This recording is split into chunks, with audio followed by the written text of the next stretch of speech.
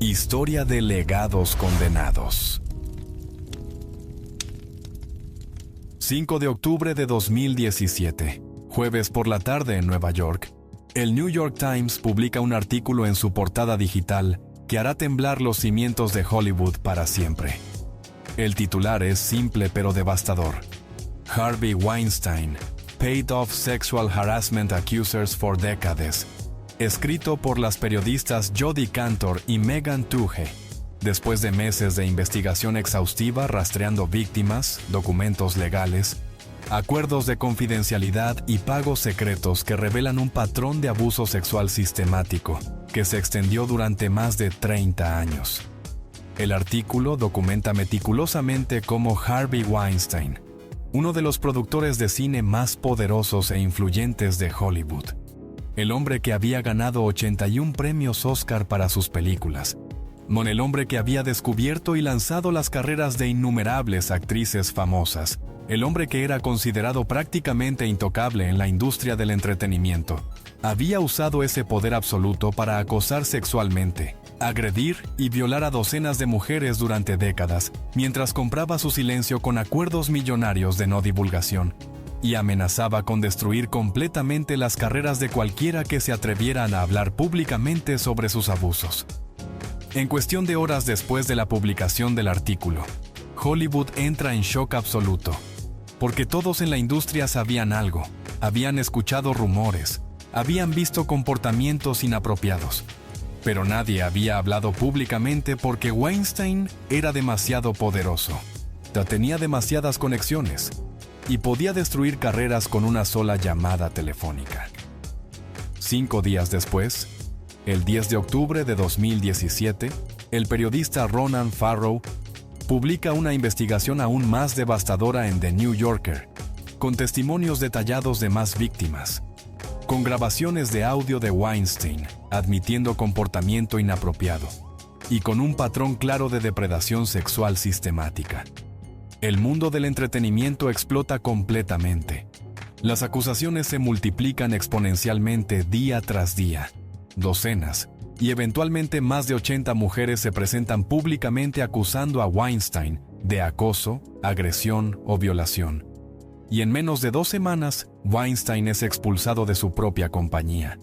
expulsado de la Academia de Artes y Ciencias Cinematográficas, que otorga los Oscars, y se convierte en el primer dominó en caer de lo que se convertiría en el movimiento global #MeToo, que cambiaría para siempre la conversación sobre abuso sexual, poder y responsabilidad en Hollywood y en todo el mundo. Esta es la historia de Harvey Weinstein, de cómo construyó un imperio cinematográfico mientras operaba simultáneamente como depredador sexual serial, protegido por un sistema de complicidad, silencio y miedo. Y de cómo su caída espectacular inició una revolución cultural que continúa resonando hasta hoy. Harvey Weinstein nació el 19 de marzo de 1952 en el barrio de Flushing en Queens, Nueva York. En una familia judía de clase media trabajadora, donde su padre Max Weinstein trabajaba como cortador de diamantes, mientras su madre Miriam era ama de casa criando a Harvey y a su hermano menor Bob, nacido en 1954. La familia no era rica, pero vivían cómodamente en Queens durante los años 50 y 60, cuando Nueva York estaba experimentando transformaciones culturales masivas. Y los 2 hermanos Weinstein crecieron obsesionados completamente con el cine, yendo juntos a ver películas constantemente en los cines locales de Queens, mientras soñaban con algún día trabajar en la industria del entretenimiento. Harvey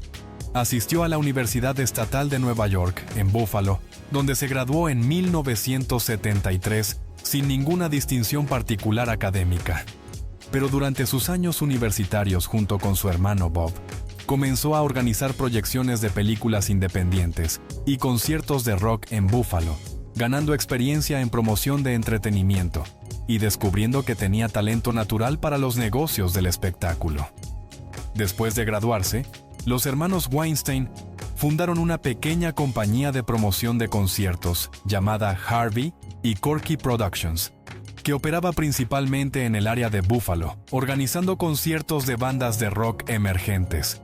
Y aunque no ganaban mucho dinero, estaban aprendiendo los fundamentos de cómo promocionar eventos, cómo negociar contratos y cómo manejar el lado comercial del entretenimiento. En 1979, cuando Harvey tenía 27 años y Bob 25, los hermanos tomaron la decisión crucial que cambiaría sus vidas para siempre al fundar Miramax Films, una compañía de distribución y producción de películas independientes que nombraron combinando los nombres de sus padres, Miriam y Max. Comenzaron extremadamente pequeños comprando los derechos de distribución de películas independientes y de arte extranjeras que los grandes estudios de Hollywood no querían tocar. Películas que consideraban demasiado arriesgadas comercialmente o demasiado artísticas para el público masivo estadounidense, y las proyectaban en cines pequeños de arte en Nueva York y otras ciudades importantes. Los hermanos Weinstein trabajaban incansablemente con recursos financieros extremadamente limitados, a menudo durmiendo en sus oficinas para ahorrar dinero en apartamento, comiendo pizza barata todos los días y reinvirtiendo cada dólar que ganaban de vuelta en la compañía para comprar más derechos de más películas. Harvey específicamente demostró desde el principio un talento casi sobrenatural para la promoción y el marketing de películas. Sabía instintivamente cómo generar publicidad gratuita en periódicos y televisión, cómo crear controversia que llamara atención a sus películas, y cómo convencer a distribuidores y dueños de cines de que sus películas independientes pequeñas podían generar dinero real si se promocionaban correctamente. Durante los años 80, Miramax comenzó a crecer consistentemente, distribuyendo películas independientes exitosas, que generaban ganancias modestas pero constantes. En 1989, los hermanos Weinstein tuvieron su primer gran éxito comercial masivo, con la película Sex, Lies and Videotape, dirigida por Steven Soderbergh, una película independiente de bajo presupuesto que había ganado la Palma de Oro en el Festival de Cannes, y que Miramax distribuyó brillantemente en Estados Unidos, generando más de $24 millones en taquilla, lo cual era absolutamente extraordinario para una película independiente en esa época. Este éxito demostró que había un mercado real y rentable para cine independiente de calidad si se promocionaba inteligentemente. Y Miramax comenzó a ser tomada seriamente en Hollywood, como un jugador legítimo en la industria. Harvey Weinstein desarrolló rápidamente una reputación en la industria como un negociador extremadamente agresivo y frecuentemente abusivo que gritaba, amenazaba e intimidaba a todos con quienes trabajaba, incluyendo directores, actores, distribuidores y sus propios empleados, ganándose el apodo de Harvey Scissorhands, porque frecuentemente exigía reeditar las películas que distribuía cortando escenas que consideraba innecesarias o cambiando finales para hacerlas más comerciales, lo cual enfurecía a los directores, pero frecuentemente resultaba en películas que funcionaban mejor comercialmente con el público masivo. Durante los años 90, Miramax explotó, convirtiéndose en una de las compañías de producción y distribución más exitosas e influyentes de Hollywood, bajo el liderazgo agresivo de Harvey, mientras su hermano Bob manejaba más el lado operacional del negocio. En 1993, Disney compró Miramax por aproximadamente $80 millones, pero mantuvo a los hermanos Weinstein como ejecutivos principales con autonomía creativa casi completa para continuar operando la compañía como antes, lo cual les dio acceso a los recursos financieros masivos de Disney mientras mantenían su independencia creativa. Harvey tenía un ojo casi infalible para identificar películas que podían funcionar en la temporada de premios y sabía exactamente cómo hacer campaña agresivamente para los Oscars, gastando millones en promoción, o organizando proyecciones privadas para miembros de la academia, comprando anuncios en revistas de la industria y usando su influencia masiva para convencer a votantes de que sus películas merecían ganar.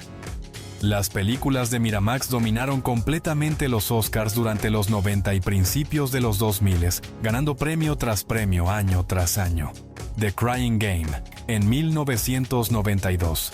Pulp Fiction, de Quentin Tarantino, en 1994, que se convirtió en un fenómeno cultural masivo.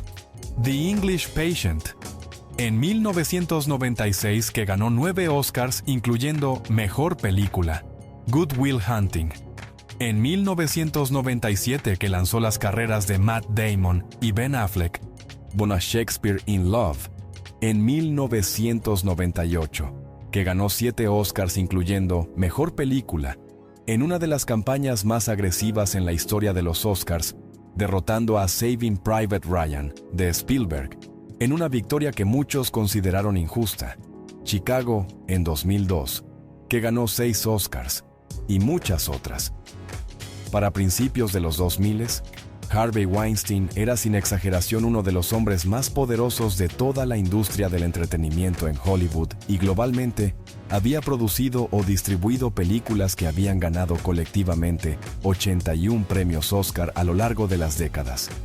Conocía personalmente a prácticamente todas las estrellas importantes de cine. Tenía conexiones profundas con ejecutivos de todos los estudios principales. Era amigo personal de políticos poderosos, incluyendo a Bill y Hillary Clinton y Barack Obama, a quienes había donado cientos de miles de dólares en contribuciones de campaña. Y podía hacer o destruir carreras con literalmente una sola llamada telefónica a las personas correctas.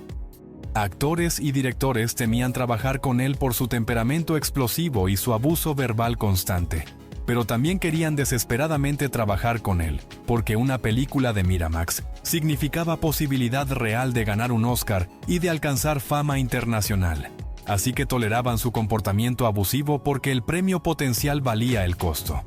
Pero detrás de esta fachada pública de éxito cinematográfico y poder de Hollywood, Harvey Weinstein operaba simultáneamente como depredador sexual serial, que usaba sistemáticamente su posición de poder absoluto para acosar, agredir y violar a mujeres jóvenes en la industria, mientras construía un sistema elaborado de complicidad y silencio, que le permitió continuar abusando durante más de 30 años, sin enfrentar consecuencias públicas significativas. El patrón de abuso era sistemático, repetitivo y calculado con una metodología consistente, que Weinstein perfeccionó durante décadas de práctica, convirtiéndolo en un verdadero sistema de depredación diseñado para maximizar su capacidad de victimizar mujeres mientras minimizaba su riesgo de ser expuesto públicamente. El método típico comenzaba cuando Weinstein identificaba a una actriz joven, frecuentemente al inicio de su carrera cuando era más vulnerable económicamente y desesperada por oportunidades en una industria extremadamente competitiva, donde literalmente miles de mujeres talentosas y hermosas compiten ferozmente por un número limitadísimo de roles que realmente pagan lo suficiente para vivir, o que ofrecen visibilidad suficiente para lanzar una carrera sostenible. Weinstein o sus asistentes contactaban a la actriz, proponiendo una reunión de negocios para discutir posibles roles en próximas películas de Miramax o Weinstein Company, lo cual representaba una oportunidad absolutamente increíble que prácticamente ninguna actriz joven en su situación rechazaría, porque una reunión personal con Harvey Weinstein, uno de los productores más poderosos de Hollywood, podía literalmente cambiar su vida completamente y transformarla de actriz desconocida, luchando por sobrevivir a estrella internacional, con carrera establecida casi de la noche a la mañana. Pero la reunión nunca era en una oficina profesional durante horas de trabajo normales, como sería absolutamente apropiado para cualquier reunión de negocios legítima, sino que era invariablemente en la suite de un hotel de lujo 5 estrellas. Frecuentemente el Hotel Península en Beverly Hills, donde Weinstein mantenía suites permanentes o hoteles igualmente lujosos en Nueva York, Londres, Cannes, durante el Festival de Cine y otras ciudades importantes, y las reuniones eran programadas para horas extremadamente tempranas de la mañana, como 7 u 8 de la mañana, o muy tarde en la noche, después de las 10 de la noche. Horarios completamente inapropiados para reuniones profesionales que deberían haber sido señales de alerta masivas, pero las actrices jóvenes frecuentemente asumían ingenuamente que era simplemente cómo funcionaban los negocios en el nivel más alto de Hollywood, donde ejecutivos poderosos supuestamente tienen horarios imposibles y se reúnen cuando pueden. O tenían demasiado miedo de ofender a Weinstein, rechazando o cuestionando los términos de la reunión, porque hacerlo podía significar perder la oportunidad completamente y nunca tener otra chance. Cuando la actriz llegaba puntualmente a la suite del hotel siguiendo las instrucciones exactas que le habían dado, frecuentemente Weinstein mismo abría la puerta usando solamente una bata de baño blanca del hotel atada flojamente, o solo una toalla envuelta alrededor de su cintura, dejando su torso desnudo completamente visible, alegando casualmente que acababa de salir de la ducha después de una sesión de ejercicio matutina, o que estaba relajándose después de un día extremadamente largo de reuniones, inmediatamente estableciendo un ambiente profundamente inapropiado e incómodo, que ponía a la víctima en una posición de desventaja psicológica desde el primer segundo, porque ahora tenía que decidir si retirarse inmediatamente, arriesgando ofender gravemente a uno de los hombres más poderosos de Hollywood, o proceder con la reunión esperando que fuera realmente sobre negocios a pesar de las señales alarmantes. La conversación típicamente comenzaba de manera relativamente normal con Weinstein, hablando sobre proyectos actuales de la compañía, roles específicos que podrían estar disponibles próximamente, directores talentosos con quienes la compañía estaba trabajando y haciendo preguntas sobre el background de la actriz, su entrenamiento, sus experiencias previas y sus ambiciones profesionales a largo plazo. Todo lo cual parecía profesional y apropiado, creando una falsa sensación de que quizás la reunión sería legítima después de todo, a pesar del comienzo extraño. Pero inevitablemente y predeciblemente, la conversación cambiaba cuando Weinstein comenzaba a hacer comentarios cada vez más personales e inapropiados sobre la apariencia física de la mujer, su cuerpo específicamente, su sex appeal percibido, si estaría dispuesta a hacer desnudos en películas, si se sentía cómoda con escenas sexuales explícitas, gradualmente escalando la incomodidad, mientras observaba cuidadosamente cómo la mujer respondía a cada escalación, determinando hasta dónde podía presionar antes de que ella se retirara, o antes de que tuviera que cambiar de táctica. Los avances sexuales directos venían en múltiples formas dependiendo de la situación específica y de cómo Weinstein leía a la víctima particular. A veces pedía que le diera un masaje en su espalda o cuello alegando dolor por el estrés del trabajo. A veces sugería que ella se duchara con él para relajarse y conocerse mejor. A veces simplemente se desnudaba completamente frente a ella sin ningún pretexto. A veces comenzaba a masturbarse mientras ella estaba presente, esperando o exigiendo que ella mirara. A veces intentaba tocarla físicamente sin consentimiento, alcanzando sus senos o sus piernas, o intentando besarla forzadamente. Y en los casos más extremos y traumáticos que ahora están documentados legalmente en testimonios jurados en cortes criminales, agresión sexual directa y violación física, usando su tamaño corporal considerablemente mayor que la mayoría de las mujeres jóvenes, para físicamente dominarlas cuando intentaban resistirse. Las víctimas describieron consistentemente, en testimonios notablemente similares, a pesar de que los incidentes ocurrieron en diferentes años y ciudades, sentirse completamente paralizadas psicológicamente por el shock abrumador de la situación. El miedo intenso de lo que podría pasar si resistían demasiado agresivamente a un hombre mucho más grande y fuerte, en una habitación de hotel completamente privada donde nadie podía escucharlas gritar. Y la confusión profunda sobre qué hacer en esa situación imposible, porque rechazar directamente a Weinstein podía significar literalmente el fin permanente de su carrera en Hollywood, antes de que siquiera comenzara realmente, mientras que ceder a sus demandas significaba un trauma psicológico y emocional que las perseguiría durante décadas enteras, afectando sus relaciones, su autoestima, su capacidad de confiar en hombres y su percepción de sí mismas. Diferentes mujeres respondieron de maneras diferentes, dependiendo de sus circunstancias específicas individuales, su personalidad particular Era su nivel de desesperación económica por tener éxito en Hollywood, su experiencia previa con hombres predatorios, su capacidad de pensar claramente bajo estrés extremo y múltiples otros factores que hacían que cada situación fuera única, aunque el patrón general de Weinstein era consistentemente predatorio. Algunas mujeres con personalidades más asertivas o con menos desesperación económica lograron escapar de la situación relativamente rápido, inventando excusas urgentes creíbles como una llamada telefónica importante que debían hacer inmediatamente o una reunión subsecuente que no podían perder, o resistiendo físicamente sus avances lo suficientemente fuerte y consistentemente para que Weinstein eventualmente se frustrara y las dejara salir de la habitación. Pero estas mujeres frecuentemente descubrieron posteriormente que sus carreras en Hollywood sufrían misteriosamente y dramáticamente, porque Weinstein usaba su influencia masiva en la industria para asegurar que no consiguieran roles en películas importantes que habrían sido perfectas para ellas, que fueran pasadas por alto para audiciones a las que normalmente habrían sido invitadas dado su talento y experiencia,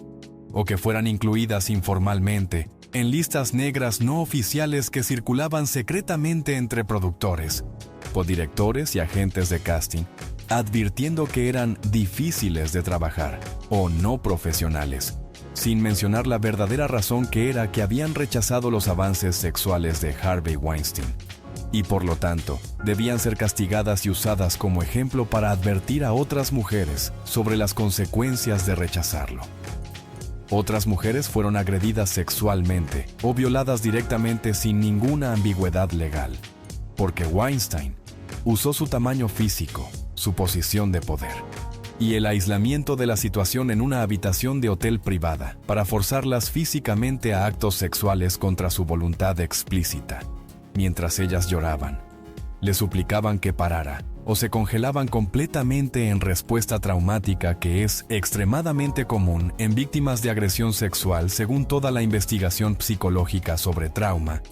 Y estas mujeres después enfrentaban la decisión absolutamente imposible de reportar la violación a la policía, sabiendo que probablemente no serían creídas cuando acusaran a alguien tan poderoso, rico y bien conectado como Harvey Weinstein,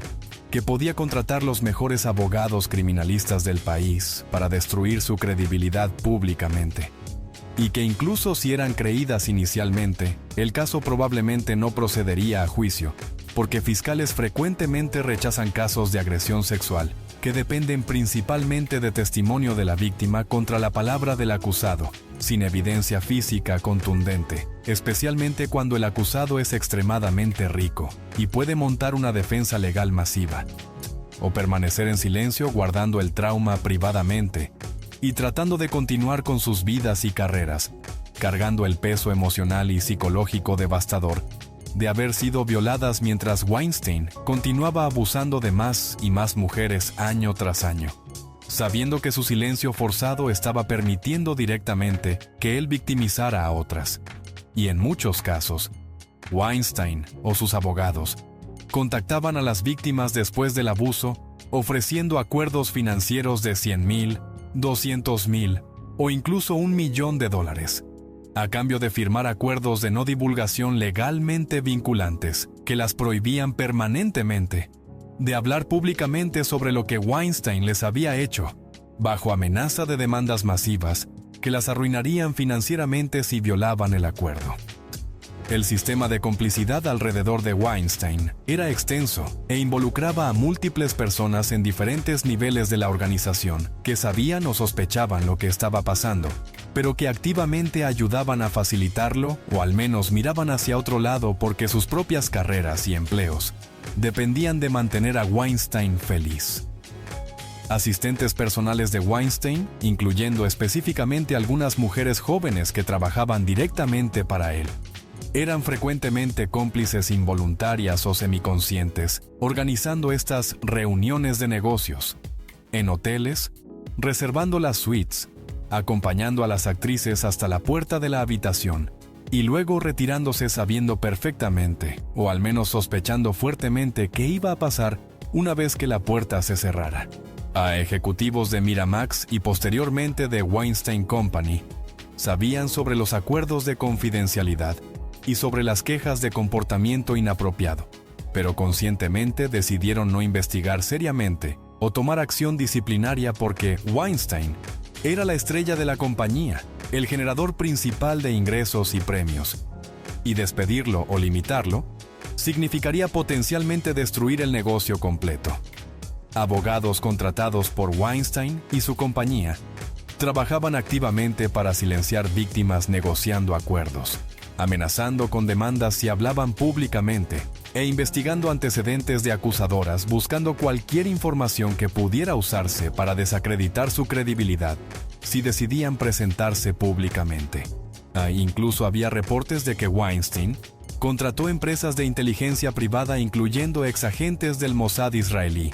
para seguir e intimidar a periodistas que investigaban las acusaciones y a víctimas que consideraban hablar públicamente, usando tácticas de espionaje sofisticadas para monitorear sus comunicaciones, rastrear sus movimientos y recopilar información personal que pudiera usarse para amenazarlas o chantajearlas al silencio. La industria de Hollywood en general operaba bajo un código de silencio no escrito, donde todos sabían que no se hablaba públicamente sobre el comportamiento de Harvey Weinstein, ni se hacían chistes sobre ello en público, a pesar de que era un secreto abierto, que prácticamente todos en la industria conocían a algún nivel. Y las pocas personas que intentaron hablar públicamente sobre los abusos de Weinstein en años anteriores fueron efectivamente silenciadas, ignoradas o desacreditadas antes de que sus acusaciones ganaran tracción significativa en los medios. Entre las víctimas que eventualmente se presentaron públicamente después de que se rompió el silencio, en 2017 estaba Ashley Judd, una actriz exitosa que fue una de las primeras en hablar on the record con el New York Times, describiendo un incidente en 1997, cuando Weinstein la invitó a lo que ella pensaba sería un desayuno de negocios profesional en el Hotel Península en Beverly Hills, pero que resultó ser una trampa en su suite, donde le pidió que le diera un masaje y que lo viera ducharse, lo cual ella rechazó logrando escapar de la habitación, pero posteriormente sintiendo que su carrera sufrió porque Weinstein usó su influencia para bloquearla de roles importantes. Rose McGowan, actriz conocida por su rol en la serie Charmed, eventualmente reveló que Weinstein la violó en 1997 durante el Festival de Cine de Sundance, cuando tenía solo 23 años, y que posteriormente aceptó un acuerdo de $100,000 con cláusula de no divulgación. Dinero que ahora describe como mi precio de venta, y que la atormentó durante décadas mientras veía a Weinstein continuar abusando de más mujeres, sabiendo que su silencio comprado estaba permitiendo que continuara. Gwyneth Paltrow, quien ganó un Oscar por su actuación en Shakespeare in Love, producida por Weinstein,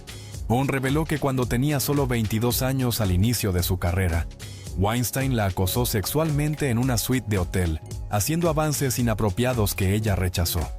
Y aunque no fue agredida físicamente, el incidente la traumatizó y la hizo sentir extremadamente incómoda trabajando con él posteriormente, a pesar de que necesitaba mantener la relación profesional para el bien de su carrera. Angelina Jolie también reveló que tuvo una mala experiencia con Weinstein en un hotel en su juventud temprana y que conscientemente decidió nunca trabajar con él de nuevo en ningún proyecto, a pesar de su poder e influencia en la industria. Salma Hayek escribió un ensayo detallado en el New York Times describiendo años de acoso que incluyó demandas inapropiadas de Weinstein, mientras ella trabajaba en la película Frida, que él produjo, incluyendo presión constante para agregar escenas de desnudez innecesarias y amenazas de cancelar completamente la producción si ella no cumplía con sus demandas sexuales. Uma Thurman, estrella de Pulp Fiction y Kill Bill, ambas distribuidas por Miramax, eventualmente reveló después de años de silencio que Weinstein la agredió sexualmente en Londres, en un incidente que la dejó profundamente traumatizada. Las acusaciones más serias legalmente vinieron de mujeres como Lucia Evans, quien acusó a Weinstein de forzarla a practicarle sexo oral en una oficina de Miramax en 2004, cuando ella era una aspirante a actriz de 21 años. Y Jessica Mann, quien testificó en el juicio criminal que Weinstein la violó en 2013 en un hotel en Nueva York, en un ataque que ella describió en detalles gráficos y traumáticos durante el juicio. En total, más de 80 mujeres eventualmente se presentaron públicamente con acusaciones contra Weinstein que abarcaban un espectro completo de comportamiento inapropiado, desde acoso verbal y comentarios sexuales inapropiados hasta agresión sexual física directa y violación, con incidentes documentados que se extendían desde los años 80 hasta 2015, representando más de 30 años de abuso sistemático serial continuo, que fue permitido y facilitado por un sistema de poder, miedo y complicidad que protegió a Weinstein de consecuencias durante décadas. El primer artículo del New York Times, publicado el 5 de octubre de 2017 por las periodistas Jodi Kantor y Megan Twohey, fue el resultado de meses de investigación meticulosa, rastreando rumores que habían circulado en Hollywood durante años, hablando confidencialmente con docenas de mujeres que habían tenido experiencias con Weinstein, obteniendo documentos de acuerdos de confidencialidad a través de fuentes anónimas, y confirmando pagos que Weinstein y su compañía habían hecho a al menos 8 mujeres diferentes durante años para silenciar acusaciones de acoso sexual. El artículo fue devastador, no solo por las acusaciones específicas, sino por el patrón claro que documentaba de un sistema elaborado diseñado específicamente para permitir y encubrir abuso continuo durante décadas. Y la reacción fue inmediata y explosiva, con Hollywood entrando en estado de shock absoluto, porque aunque muchos habían sospechado o sabido algo sobre el comportamiento de Weinstein, verlo documentado tan meticulosamente en el periódico más respetado de Estados Unidos hizo imposible continuar ignorándolo o minimizándolo. 5 días después, el 10 de octubre, Ronan Farrow publicó su propia investigación masiva en The New Yorker, que había estado trabajando durante meses paralelamente a la investigación del Times, pero independientemente. Y su artículo incluía testimonios aún más detallados y perturbadores de 13 mujeres, incluyendo 3 que acusaban a Weinstein de violación directa. Y más devastadoramente, incluía una grabación de audio de 2015, donde Weinstein admitía a una modelo que la había tocado inapropiadamente el día anterior. Grabación que había sido hecha por la modelo Ambra Gutiérrez, usando un micrófono escondido mientras trabajaba con la policía de Nueva York, en una operación de Sting, que lamentablemente no resultó en cargos criminales en ese momento, debido a decisiones controvertidas del fiscal de distrito. La combinación de estos 2 artículos masivos publicados con solo días de diferencia creó una tormenta mediática absolutamente sin precedentes, con cada medio importante del mundo cubriendo la historia intensivamente, más víctimas presentándose públicamente cada día, agregando sus propias acusaciones y testimonios, y Weinstein siendo completamente expuesto públicamente como depredador sexual serial, después de décadas operando en las sombras protegido por poder y miedo. La respuesta de Weinstein inicialmente fue intentar minimizar y negar las acusaciones emitiendo un comunicado público extraño, donde admitía vagamente que su comportamiento había causado mucho dolor y que se disculpaba, pero también alegaba que estaba trabajando en mejorar y que había crecido en los años 60 y 70, cuando las reglas sobre el comportamiento y el lugar de trabajo eran diferentes. Una excusa absurda que fue inmediatamente rechazada porque las acusaciones no eran sobre comentarios inapropiados en los 70, sino sobre agresión sexual y violación que continuó hasta 2015, y que nunca fueron aceptables bajo ningún estándar de ninguna época. Contrató abogados de alto perfil, incluyendo a Lisa Bloom, quien inicialmente lo defendió, pero renunció rápidamente cuando la evidencia se volvió abrumadora y la presión pública se intensificó. Y posteriormente, contrató a equipos de abogados criminalistas preparándose para batallas legales masivas que sabía vendrían inevitablemente. El 8 de octubre de 2017, apenas 3 días después del artículo inicial del Times, la junta directiva de Weinstein Company votó unánimemente para despedir a Harvey Weinstein, terminando inmediatamente su relación con la compañía que había cofundado con su hermano Bob décadas antes. Y el 14 de octubre, la Academia de Artes y Ciencias Cinematográficas que otorga los premios Oscar, votó para expulsarlo de la organización, marcando solo la segunda vez en la historia que habían expulsado a un miembro, enviando un mensaje claro de que Hollywood estaba cortando todos los lazos con Weinstein públicamente, aunque muchos en la industria habían sido cómplices de su comportamiento durante años. En los días y semanas siguientes a los artículos devastadores del New York Times y The New Yorker, el movimiento #MeToo explotó globalmente de una manera que nadie había anticipado ni siquiera remotamente, cuando la actriz Alyssa Milano envió un tuit aparentemente simple el 15 de octubre de 2017, sugiriendo que cualquier mujer que hubiera sido acosada sexualmente o agredida sexualmente respondiera con las dos palabras Me Too, para demostrar visualmente la magnitud masiva del problema que la sociedad había estado ignorando o minimizando durante generaciones enteras. Milano no había inventado la frase Me Too, que originalmente había sido acuñada por la activista Tarana Burke en 2006 específicamente para ayudar a sobrevivientes de violencia sexual en comunidades marginadas. Pero el tuit de Milano, en el contexto específico del escándalo Weinstein y con su plataforma de celebridad amplificando el mensaje, catalizó algo completamente extraordinario. En menos de 24 horas después de su tuit, más de 12 millones de mujeres en Facebook y más de 1 millón en Twitter habían respondido compartiendo sus propias historias de acoso sexual, agresión, violación o abuso en contextos de trabajo, educación, familia y vida personal, convirtiendo #MeToo instantáneamente en un fenómeno cultural masivo que trascendió completamente a Hollywood y se convirtió en un movimiento global de mujeres, finalmente rompiendo décadas de silencio sobre experiencias de abuso que habían guardado secretas durante años o décadas completas por miedo al juicio social, vergüenza internalizada.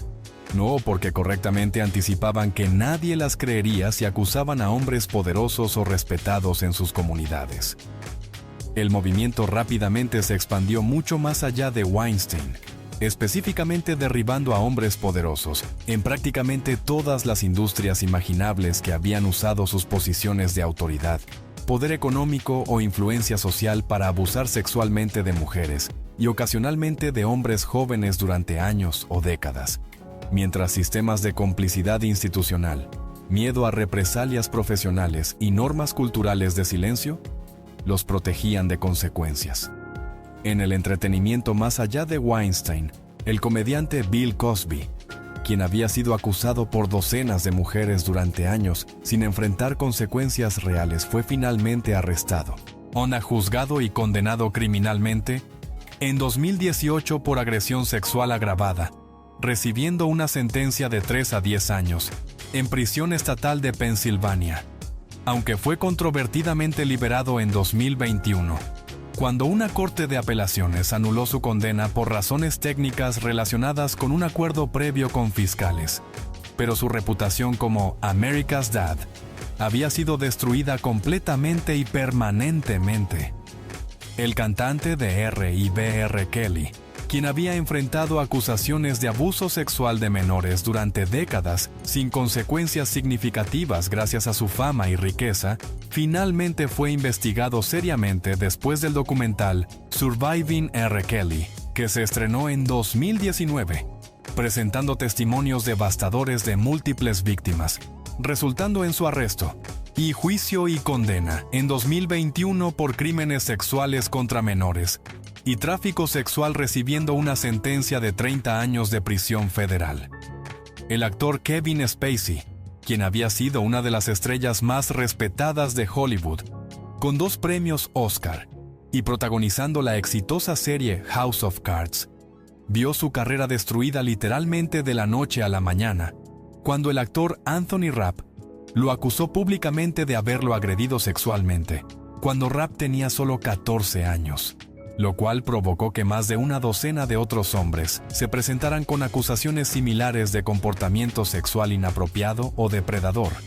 resultando en que Spacey fuera inmediatamente despedido de House of Cards, como eliminado completamente de la película All the Money in the World, que ya había terminado de filmar siendo reemplazado digitalmente por otro actor en una operación de postproducción masiva sin precedentes, y efectivamente puesto en lista negra de toda la industria del entretenimiento, aunque eventualmente fue absuelto de cargos criminales, en juicios tanto en Estados Unidos como en Reino Unido, debido a insuficiencia de evidencia según estándares legales criminales que requieren prueba más allá de duda razonable. El productor de música de alto perfil, Russell Simmons, enfrentó múltiples acusaciones de violación y agresión sexual de más de una docena de mujeres, llevándolo a retirarse de sus compañías y mudarse a Bali en Indonesia, evitando jurisdicción estadounidense. El chef celebrity Mario Batali fue acusado por múltiples mujeres de comportamiento sexual inapropiado, forzándolo a vender sus intereses en todos sus restaurantes y retirarse completamente de la vida pública. El conductor de programa de noticias Matt Lauer fue despedido inmediatamente de NBC cuando múltiples mujeres lo acusaron de acoso sexual y agresión en el lugar de trabajo. El ejecutivo de CBS Les Moonves, uno de los hombres más poderosos en televisión, fue forzado a renunciar cuando docenas de mujeres lo acusaron de acoso y agresión sexual, perdiendo un paquete de compensación de $120 millones en el proceso. Más allá del entretenimiento, el movimiento impactó profundamente la política estadounidense cuando múltiples mujeres acusaron al senador Al Franken, de Minnesota, de comportamiento inapropiado, forzándolo a renunciar a su escaño senatorial en 2017, a pesar de que muchos de sus colegas demócratas posteriormente expresaron arrepentimiento sobre haberlo presionado a renunciar tan rápidamente sin investigación completa. El movimiento también reavivó atención sobre acusaciones previas contra figuras políticas poderosas, incluyendo al presidente Donald Trump, quien había sido acusado públicamente por más de 20 mujeres diferentes de comportamiento sexual inapropiado, que variaba desde comentarios lascivos hasta agresión sexual directa y violación.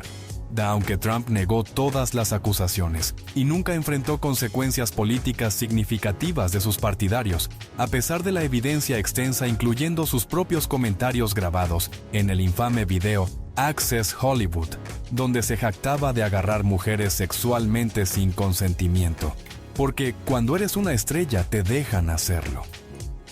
El juez de la Corte Suprema Brett Kavanaugh enfrentó acusaciones de agresión sexual de Christine Blasey Ford relacionadas con un incidente cuando ambos eran estudiantes de preparatoria décadas antes, resultando en audiencias del Senado extremadamente contenciosas y polarizadas que captivaron atención nacional durante semanas, aunque Kavanaugh eventualmente fue confirmado a la Corte Suprema en una votación casi completamente partidista. En el mundo corporativo, ni el movimiento llevó a la caída de múltiples ejecutivos de alto nivel en compañías Fortune 500, cuando empleadas comenzaron a hablar más abiertamente sobre acoso sexual sistémico en lugares de trabajo que previamente había sido tolerado o ignorado por recursos humanos y liderazgo senior. Steve Wynn, magnate de casinos y uno de los hombres más ricos de Las Vegas, renunció como CEO de Wynn Resorts después de que el Wall Street Journal publicara investigación detallando décadas de acusaciones de empleadas sobre acoso sexual y agresión. El mundo de la tecnología en Silicon Valley, que ya había sido criticado por su cultura de sexismo y discriminación contra mujeres, enfrentó múltiples escándalos de alto perfil, incluyendo al capitalista de riesgo Justin Kaltbeck, quien fue forzado a tomar licencia indefinida de su firma después de acusaciones de múltiples empresarias mujeres sobre comportamiento sexual inapropiado, y ejecutivos de Uber, Google y otras compañías tecnológicas principales fueron despedidos o forzados a renunciar cuando salieron a la luz acusaciones de crear o tolerar ambientes de trabajo hostiles para mujeres. El movimiento también tuvo impacto significativo en la academia y educación superior, donde múltiples profesores tenured en universidades prestigiosas perdieron sus posiciones después de que estudiantes actuales y antiguas finalmente sintieron suficiente apoyo social y protección contra represalias para hablar sobre acoso sexual y abuso de poder por parte de profesores que habían operado con impunidad durante décadas, usando su poder sobre las calificaciones, recomendaciones y futuras carreras académicas de estudiantes para coaccionar favores sexuales. El mundo de la música clásica vio múltiples directores de orquesta prominentes enfrentar acusaciones y perder posiciones. Y el mundo del ballet y danza vio exposiciones de abuso sistémico de bailarines jóvenes por parte de coreógrafos y directores poderosos. Incluso el mundo deportivo profesional, que históricamente había sido extremadamente resistente a examinar seriamente acusaciones de abuso sexual, comenzó a confrontar problemas sistémicos especialmente en gimnasia después del escándalo masivo del Dr. Larry Nassar, quien había abusado sexualmente de cientos de gimnastas jóvenes durante décadas, mientras trabajaba para USA Gymnastics y Michigan State University, bajo pretexto de tratamiento médico,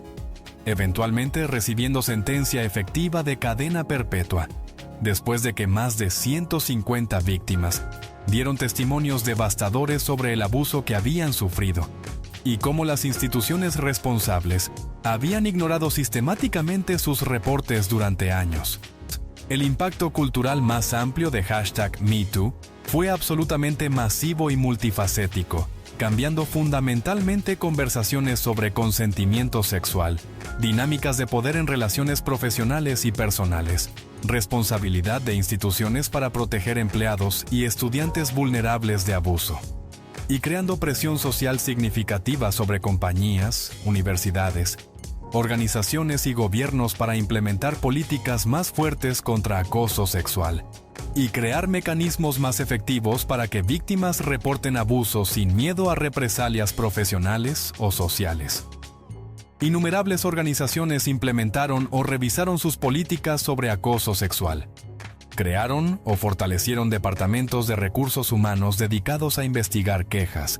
o implementaron entrenamiento obligatorio sobre acoso sexual y comportamiento apropiado en lugar de trabajo para todos los empleados, incluyendo ejecutivos senior,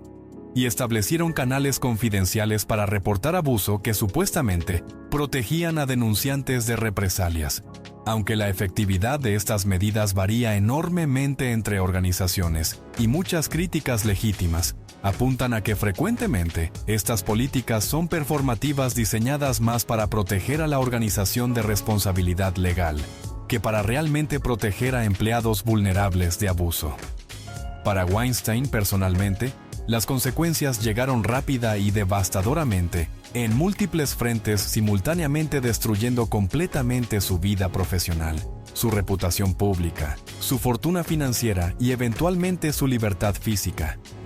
El 25 de mayo de 2018, aproximadamente 7 meses después de que las acusaciones se hicieran públicas, Weinstein fue arrestado por la policía de Nueva York y acusado formalmente de violación en primer grado, violación en tercer grado y acto sexual criminal en primer grado, basado en las acusaciones de 2 mujeres distintas, en incidentes separados,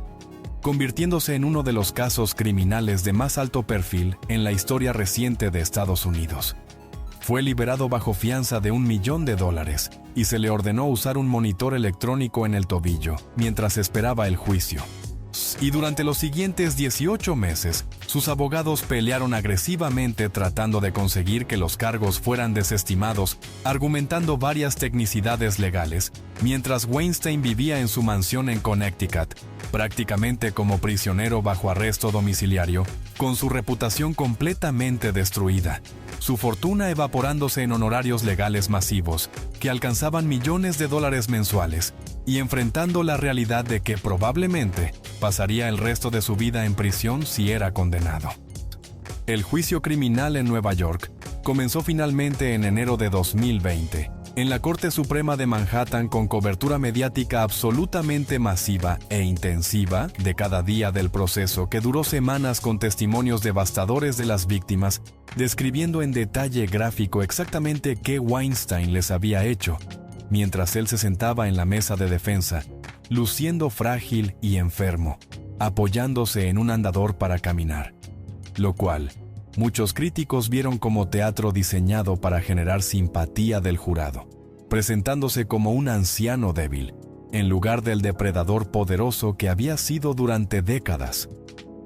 El jurado escuchó testimonios de 6 mujeres diferentes, incluyendo a Jessica Mann, quien describió llorando cómo Weinstein la violó en un hotel en Manhattan en 2013, cuando ella tenía 25 años. Da y Mimi Haleyi, quien testificó que Weinstein la agredió sexualmente, forzándole sexo oral en su apartamento en 2006. Los abogados defensores de Weinstein argumentaron que todas las relaciones habían sido consensuales e intentaron desacreditar a las testigos, señalando que algunas habían mantenido contacto con Weinstein después de los supuestos ataques e incluso habían tenido relaciones sexuales consensuales con él posteriormente, argumentando que esto probaba que los encuentros iniciales también habían sido consensuales. Pero los fiscales y expertos en trauma explicaron que es extremadamente común que víctimas de agresión sexual mantengan contacto con sus agresores, especialmente cuando el agresor tiene poder sobre sus carreras, y que este comportamiento no invalida de ninguna manera las acusaciones de abuso. El 24 de febrero de 2020, después de 5 días de deliberaciones intensas, el jurado regresó con un veredicto mixto, encontrando a Weinstein culpable de violación en 3er grado en relación al ataque contra Jessica Mann, y culpable de acto sexual criminal en 1er grado en relación al ataque contra Mimi Haleyi, pero no culpable de los cargos más serios de violación en 1er grado, que habrían requerido que los fiscales probaran que había usado fuerza o amenaza de fuerza inmediata, lo cual es un estándar legal extremadamente difícil de alcanzar en casos de agresión sexual. Weinstein fue inmediatamente tomado bajo custodia y llevado a la prisión de Rikers Island en Nueva York para esperar su sentencia, y el 11 de marzo de 2020 fue sentenciado formalmente a 23 años en prisión estatal de Nueva York, de una sentencia que efectivamente significaba cadena perpetua, dado que Weinstein tenía 67 años en ese momento y probablemente moriría en prisión mucho antes de cumplir la sentencia completa. Fue trasladado al Centro Correccional Wende, en el norte del estado de Nueva York, donde comenzó a cumplir su sentencia, aunque sus abogados inmediatamente presentaron apelaciones, argumentando múltiples errores legales durante el juicio y trabajando incansablemente para intentar conseguir que la condena fuera anulada. Pero los problemas legales de Weinstein estaban lejos de terminar, porque mientras cumplía su sentencia en Nueva York, los fiscales en Los Ángeles, California, habían estado construyendo su propio caso criminal contra él, basado en acusaciones de 4 mujeres diferentes de incidentes que ocurrieron en el área de Los Ángeles entre 2004 y 2013, y en julio de 2021. Weinstein fue extraditado desde Nueva York a California para enfrentar estos cargos adicionales, que incluían 7 conteos de violación y agresión sexual. El juicio en Los Ángeles comenzó en octubre de 2022 y duró 2 meses con testimonios aún más perturbadores de las víctimas. Y el 19 de diciembre de 2022, el jurado lo encontró culpable de 3 de los 7 cargos, incluyendo violación y 2 conteos de agresión sexual contra una sola víctima identificada en el juicio, solo como Jane Doe número 1. Aunque fue absuelto de algunos cargos, y el jurado no pudo llegar a un veredicto unánime en otros cargos, resultando en un veredicto mixto similar al de Nueva York. El 23 de febrero de 2023, fue sentenciado a 16 años adicionales de prisión en California,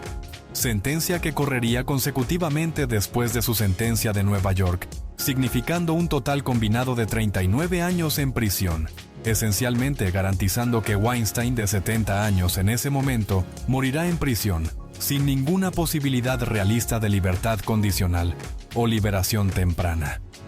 Mientras tanto, en abril de 2024, ocurrió un desarrollo legal significativo cuando la Corte de Apelaciones de Nueva York anuló sorpresivamente su condena del 2020 por razones técnicas relacionadas con decisiones del juez de permitir testimonios de víctimas adicionales que no eran parte de los cargos específicos que el jurado estaba considerando, argumentando que esto había sesgado indebidamente al jurado contra Weinstein, aunque las acusaciones fueran verdaderas. Esta decisión ordenó un nuevo juicio en Nueva York, que está actualmente en proceso de ser programado, Pero Weinstein no fue liberado de prisión porque todavía está cumpliendo su sentencia de 16 años de California, independientemente del resultado del nuevo juicio de Nueva York. Así que permanece encarcelado en una prisión de California actualmente, a los 72 años, con salud deteriorándose rápidamente debido a diabetes, problemas cardíacos, problemas de visión y otras condiciones médicas relacionadas con la edad y el estrés de años de batallas legales y encarcelamiento. Usa silla de ruedas frecuentemente debido a problemas de espalda y movilidad. Ha tenido múltiples hospitalizaciones de emergencia desde su encarcelamiento. Y según reportes de sus abogados, está prácticamente ciego en un ojo y tiene problemas médicos serios que están siendo tratados inadecuadamente en el sistema penitenciario. Aunque sus víctimas argumentan correctamente que incluso si su salud está mal, esto no borra de ninguna manera décadas de abuso que infligió a docenas de mujeres, cuyas vidas fueron traumatizadas permanentemente por sus acciones. El impacto duradero del caso Weinstein y del movimiento #MeToo que catalizó es imposible de exagerar porque fundamentalmente cambió conversaciones globales sobre abuso sexual, poder, consentimiento y responsabilidad de maneras que continúan resonando hoy más de 7 años después de que la historia se rompiera inicialmente. En Hollywood específicamente, la industria implementó cambios significativos aunque imperfectos, incluyendo prohibiciones de reuniones en habitaciones de hotel, que era práctica estándar previamente, requisitos de que asistentes o terceras personas estén presentes en reuniones entre ejecutivos poderosos y actores jóvenes, entrenamiento obligatorio sobre acoso sexual para empleados de estudios y compañías de producción, y mayor apertura para que víctimas reporten comportamiento inapropiado, sin miedo a represalias profesionales inmediatas, aunque la implementación y efectividad de estas medidas varía enormemente entre compañías. Más importante culturalmente, #MeToo rompió el código de silencio que había protegido a hombres poderosos durante generaciones, haciendo socialmente aceptable e incluso esperado que víctimas hablen públicamente sobre abuso, creando consecuencias reales sociales y profesionales para abusadores, que previamente habrían operado con impunidad total, y cambiando expectativas sobre comportamiento apropiado en lugares de trabajo, universidades y espacios públicos globalmente. Sin embargo, el movimiento también enfrentó críticas legítimas sobre ocasiones donde acusaciones no verificadas resultaron en cancelación pública y destrucción de carreras sin debido proceso adecuado, sobre cómo el movimiento a veces falló en distinguir apropiadamente entre diferentes niveles de mala conducta, desde comentarios inapropiados hasta violación física, tratándolos como equivalentes moralmente, y sobre cómo el enfoque excesivo en casos de celebridades de alto perfil a veces oscureció el hecho de que la vasta mayoría de abuso sexual ocurre en contextos de menor perfil, afectando a mujeres trabajadoras, estudiantes y personas en situaciones de vulnerabilidad que no tienen acceso a plataformas mediáticas masivas para compartir sus historias. Aún así, el balance neto de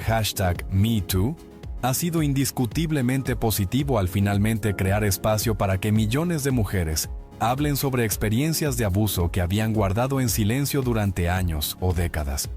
al establecer que incluso hombres extremadamente poderosos enfrentarán consecuencias si abusan de su poder para victimizar a mujeres, y al cambiar fundamentalmente normas culturales sobre qué comportamiento es aceptable en interacciones profesionales y personales entre hombres y mujeres, en prácticamente todos los contextos sociales.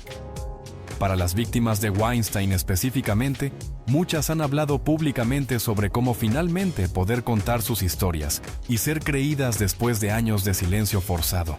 fue profundamente catártico y sanador, aunque nunca borrará completamente el trauma de lo que experimentaron.